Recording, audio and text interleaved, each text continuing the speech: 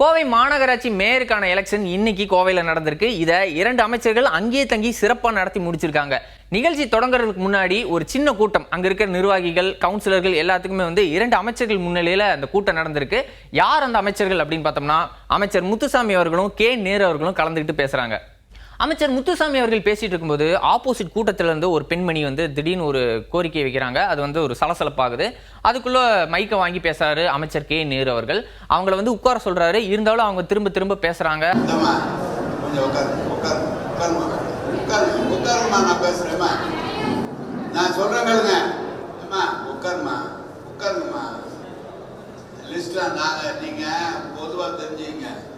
மாநகராட்சியில் நீங்கள் இருக்கிற மாதிரி எப்படி நீங்கள்லாம் உறுப்பினர்களாக வந்தீங்களா, அது மாதிரி நான் சேர்மனாக இருந்து தான் அந்த இடத்துக்கு வந்திருக்கோம்.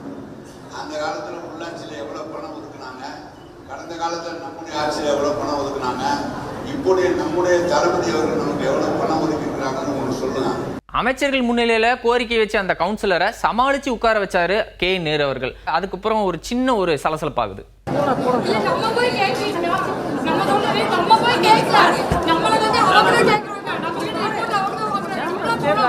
அமைச்சருடைய மீட்டிங் முடிஞ்ச உடனே எல்லாருமே எலெக்ஷனுக்காக போறாங்க. அங்க ரங்கநாயகி அவர்கள் போட்டியின்றி மேயரா தேர்ந்தெடுக்கப்படுறாங்க.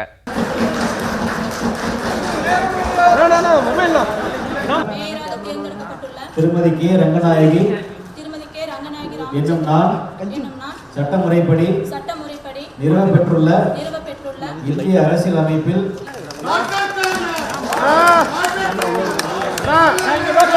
மேயராயாச்சு. அதுக்கு அடுத்தது பிரஸ் மீட் தான். யாராருக்கெல்லாம் நன்றி சொல்லணுமோ எல்லாத்துக்குமே நன்றி சொல்றாங்க. இந்த பதவியை அளித்த டாக்டர் கலைஞர் அவர்களுக்கும், தமிழக முதல்வர் அவர்களுக்கும், எங்கள் சின்னவர் அவர்களுக்கும் மற்றும் அனைத்து துறை அமைச்சர் பெருமக்களுக்கும், எல்லா அமைச்சர்களுக்கும் எல்லா நிர்வாகிகளுக்கும் நன்றி சொல்றாங்க. குறிப்பா செந்தில் பாலாஜி அவர்களுக்கு மட்டும் அவர் பேரை சொல்லி நன்றி சொல்றாங்க.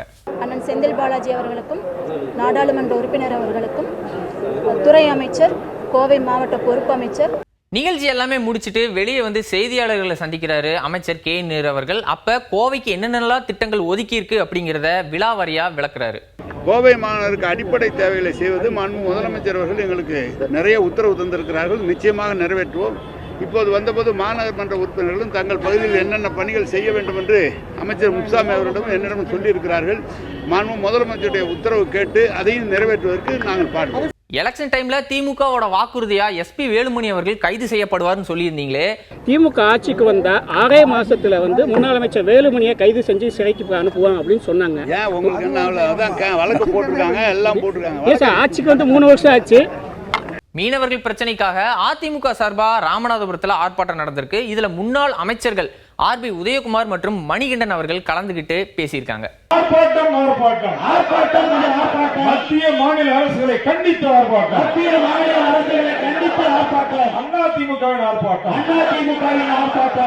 கச்சத்தீவை திரும்பி மீட்டாதான் இந்த பிரச்சனைக்கு ஒரு தீர்வு கிடைக்கும் அப்படின்னு சொல்றாரு முன்னாள் அமைச்சர் மணிகண்டன் அவர்கள். பாரத பிரதமர் அவர்கள் தேர்தல் அறிக்கையிலே சொன்னது போல் அந்த கச்சத்தீவை மீட்டெடுக்க வேண்டும். திராவிட முன்னேற்ற கழகத்தினரை பார்த்து கேட்கிறேன், பாராளுமன்றத்திலே 40 எம்பிகளை வைத்திருக்கிறீர்கள், மாநிலத்திலே ஆட்சியை வைத்திருக்கிறீர்கள். இந்நேரம் எங்களுடைய மீனவர்கள் கொலை செய்யப்பட்டதற்கு பாராளுமன்றத்தை ஸ்தம்பிக்க வைத்திருக்க வேண்டாமா? திமுக கூட்டணியில 40 எம்பிகள் இருக்காங்க. இவங்க நாடாளுமன்றத்தில் போய் என்னதான் பண்றாங்க? இந்த மீனவர் பிரச்சனைக்கு எந்த குரலுமே அவங்க கொடுக்கலன்னு சொல்லி ரொம்ப காட்டமா பேசியிருக்காரு முன்னாள் அமைச்சர் ஆர்பி உதயகுமார் அவர்கள். 39 நாடாளுமன்ற உறுப்பினர்களும் அங்கே நாடாளுமன்றத்தில் உரிமை குரல் எழுப்பி இருந்தால் இங்கே நமக்கு தீர்வு கிடைக்கும். உதயநிதி ஸ்டாலின் அவர்கள் துணை முதல்வர் ஆவாரா அப்படிங்கிற ஒரு பேச்சு பரவலா பேசப்பட்டு வந்துச்சு. இந்த கேள்வியை முதல்வர்கள்கிட்டே கேட்டிருந்தாங்க. அதுக்கு அவரு கோரிக்கை வலுத்திருக்கு ஆனா பழுக்கல அப்படின்னு சொல்லியிருந்தாரு. அந்த விஷயத்தை ஆர்பி உதயகுமார் அவர்கள் கிண்டலா பேசியிருக்காரு. அவர் முக்கியமான சிந்தனையில் இருக்கிறார். உங்க பையனுக்கு துணை முதல்வர் எப்ப கொடுப்பீங்க? கோரிக்கை வலுத்திருக்கு ஆனா பழுக்கல என்றார். ரொம்ப உலகத்துல கண்டுபிடிக்க முடியாத ஒரு விஞ்ஞானியா கண்டுபிடிச்சிருக்கு. எவ்வளவு பெரிய பிரச்சனைக்கு துணை முதல்வராக அவருடைய தகப்பன் உதயநிதி ஸ்டாலினை ஆக்குவதற்கு கோரிக்கை வலுத்திருக்கிறதாம், ஆனால் பழுக்கவில்லை. பாஜக தலைவர் அண்ணாமலை அவர்கள் அதிமுக எப்ப மீனவர் பிரச்சனைக்காக ஒரு போராட்டம் அப்படின்னு சொல்லி அறிவிச்சோமோ உடனே அவசரமா அவர் முந்திட்டு டெல்லிக்கு உடனடியாக அவசரமாக மீனவர் பிரதிநிதி என்று சொல்லுகிறார். இங்கே மீனவர் பிரதிநிதி எமிரேட்ல இருந்து ஜான்ல இருந்து நீங்க தான் பார்த்தீங்க. நீங்கள்லாம் இந்த பத்திரிகையாளர்கள் மண்ணின் மைந்தர்கள், உண்மையான மீனவ பிரதிகள் இங்கே இருக்கிறார்கள். அவர்கள் மீனவ பிரதி என்று அழைத்து கொண்டு அங்கே சென்று அவருடைய நடவடிக்கையை பார்த்தீர்களானால் கேலி கூத்தாக இருக்கிறது. இவர்கள் அவருக்கு பொக்கே கொடுப்பதும் அவர் இவருக்கு பொக்கே கொடுப்பதும். வெளியுறவுத்துறை அமைச்சர்கிட்ட யாரை கூட்டிட்டு போனாருன்னு தெரியல, அங்க போய் வெறும் மாறி மாறி உட்காந்து போஸ்ட் மட்டும் தான் கொடுத்துட்டு இருக்காங்க, என்ன பேசுனாங்கன்னு தெரியல அப்படிங்கிறாரு. 10 ஆண்டு காலம் மத்திய அரசு கச்சத்தீவை பற்றி பேசுகிற மத்திய அரசு அது குறித்து ஏதாவது அறிவிப்பு வெளியிட்டிருக்கிறதா? ஆகவே மக்களை ஏமாற்றுகிற வேலைகளை தான் அவர்கள் ஈடுபடுகிறார் தவிர ஒரு நிரந்தர தீர்வு கண்டு இது வேணால் உயிர் பிரச்சனை. ராஜ்யசபாலையும் தமிழக மீனவர்கள் பிரச்சனையை பற்றி தான் பேசியிருக்காங்க. எம்பி வைகோ அவர்கள் பேசும்போது தமிழர்களை தொடர்ந்து இலங்கை கடற்படையினர் வந்து அட்டாக் பண்ணிட்டே இருக்கிறாங்க. More than 875 fishermen over these 40 years have been attacked and killed by the Sri Lankan Navy. The Union government is not taking up any issues and prevent such killings in the high seas. I met the Prime Minister. I represented the matter. Twice I met the External Affairs Minister, and he also told me we are really worried. We are trying to improve the situation. I said, when in our territorial waters they come and attack and kill, and the bodies are floating in the seas, means I want to know whether these Tamil Nadu fishermen are citizens of India or not. If they are citizens of India, what you are doing, what is your name? Thank you, Honorable. Going on the court. Please take your seat, Honorable. Vaiko, you are a very senior man. Sir. Your time is already over. Please.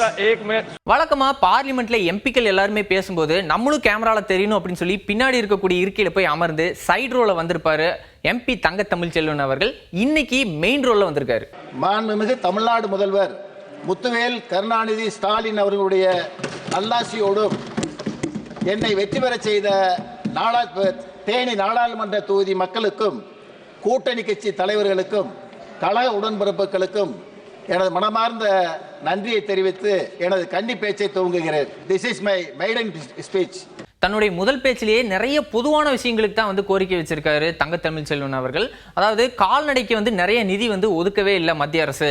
விவசாயத்துறை, கால்நடை, பால்வளத்துறை, மீன்துறைக்கு சேர்த்து ஒதுக்கிய தொகை 1,20,000 கோடி. அதில் கால்நடை மற்றும் பால்வளத்துறைக்கு ஒதுக்கிய தொகை வெறும் 4,000 கோடி. இந்த தொகை போதாது. தன்னுடைய முதல் பேச்சில் பொது பிரச்சனைக்காக நிறைய கோரிக்கை வச்சாரு. கடைசியா தான் வந்து அவருடைய தொகுதிக்கான கோரிக்கையை வைக்கிறாரு. என்னை ஜெயிக்க வச்சாங்க. 5,80,000 ஓட்டு போட்டாங்க. அண்ணன் தளபதியினுடைய செல்வாக்கால ஜெயிச்சேன். வந்து பேசுறேன். ஆனால் ஒன்றிய அரசு கொஞ்சம் கருணப்பார்வை பாருங்க. தொகுதி மக்களுடைய நீண்ட நாள் கோரிக்கை அது. திண்டுக்கல் சபரிமலைக்கு ரயில் பாதை வேணும்னு சின்ன பிள்ளையிலேருந்து கேட்டுக்கிட்டு இருக்கோம். விடுறதுக்கு யாருமே இல்லை. அதை கொண்டு வர்றது கொஞ்சம் ஏற்பாடு பண்ணுங்க. உசிலம்பட்டி, ஆண்டிப்பட்டி, தேனி, போடிக்கு பைபாஸ் சாலை வேணும். நாங்கள் மதுரைக்கு போகிறதா இருந்தால் 100 கிலோமீட்டர் 1.5 மணி நேரத்தில் போகலாம். ஆனால் 3 மணி நேரம் ஆகுது. நெருக்கடி. முல்லை பெரியார் அணையில் பேபிடாமை பலப்படுத்தி அணையை பாதுகாத்து 152 அடி தண்ணி தேக்கணும். சாக்குலூத்து மெட்டுல தார் சாலை அமைக்கணும்.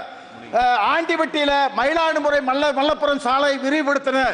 கிளையோன் கோயில் சாலை விரிவுபடுத்தணும். நகரில் அனைத்து இன்று செல்ல வேண்டும் என கேட்டு நாகப்பட்டினம் எம்பி செல்வராஜ் அவர்கள் நாடாளுமன்றத்தில் பேசும்போது தமிழர்களோட வீர விளையாட்டை பத்தி நிறைய விஷயங்கள் பேசுறாரு. வீரத்துக்கு எடுத்துக்காட்டா பக்கத்தில் இருக்கிற எம்பி தமிழச்சி தங்கப்பாண்டியன் அவர்களையும் சேர்த்துக்கிறாரு. தமிழ் பெண்கள் முரத்தாலேயே புலியை அடித்து விரட்டிய வரலாறு உண்டு. தமிழர்களுக்கு இளைஞர்கள் திருமணம் செய்வதற்கு முதல் மரியாதை திரைப்படத்தை மிக சிறப்பான முறையிலே சிவாஜி கணேசன் சொல்வார், இளவட்ட கல்லை தூக்கினால்தான் செய்ய முடியும் என்று. அதே போல தமிழர்களுடைய இளைஞருடைய வீரம் என்பது ஜல்லிக்கட்டு. அந்த ஜல்லிக்கட்டு இனத்திலே எங்களுடைய தொகுதியில் இருக்கிற உம்பளச்சேரி இன அந்த வகைகளை மேம்படுத்த வேண்டும் என்று கேட்டுக்கொள்கிறேன். மீனவர்களுடைய பிரச்சனையை பாட்டாவே பாடி காட்டுறாரு எம்பி செல்வராஜ் அவர்கள். மீனவர்களுடைய வாழ்க்கை என்பது மிக மோசமான நிலையில இருக்கிறது. அருமையான ஒரு திரைப்பட பாடல் இருக்கிறது. கரை மேல் பிறக்க வைத்தான், எங்களை தண்ணீரில் பிழைக்க வைத்தான். கரை மேல் இருக்க வைத்தான், பெண்களை கண்ணீரில் குளிக்க வைத்தான். தரை மேல் பிறக்க வைத்தான்,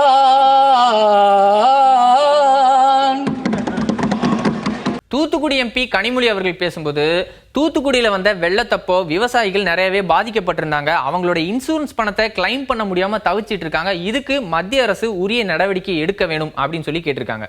It is a very complicated process also to get the claims, and for example my constituency Thoothukudi during last December 2023 we had unprecedented floods, and many of the farmers have insured their crops, but even after 7 months they have not got the claim, the money they to get from the insurance, and they're still waiting.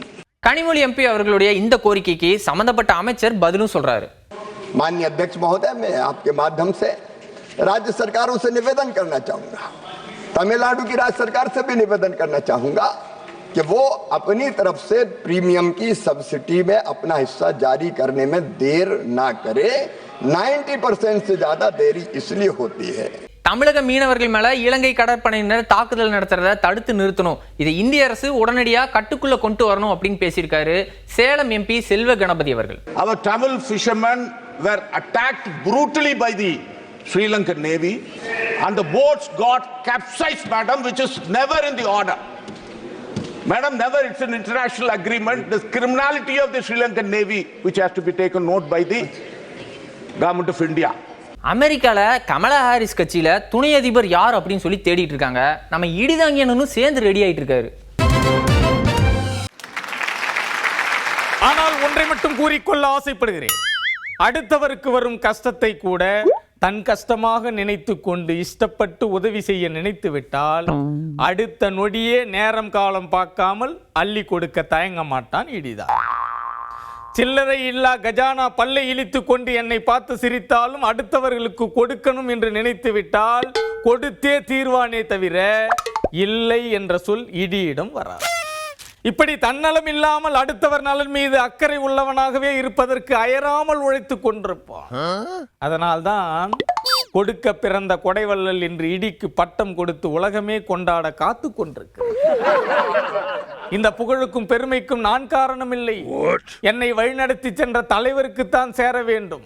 எத்தனை வெற்றிகள் எத்தனை தோல்விகள் என்னை வந்து சேர்ந்தாலும் அது அத்தனையும் பெற்று தந்த தலைவருக்குத்தானே சேர வேண்டும்.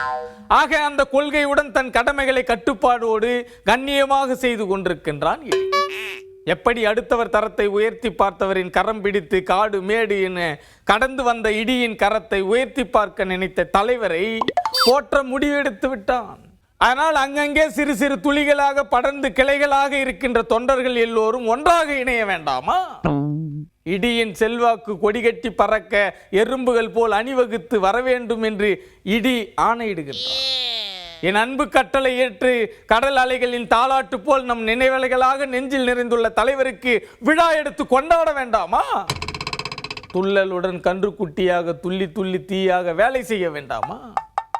உங்களில் ஒருவனாக இருக்கும் இடி உங்களுடன் இணைந்து மக்களுக்கு பணியாற்ற விரும்புகிறேன் என்பதை உறுதியாக கூறிக்கொண்டு விடைபெறுகின்றேன். நன்றி, வணக்கம்.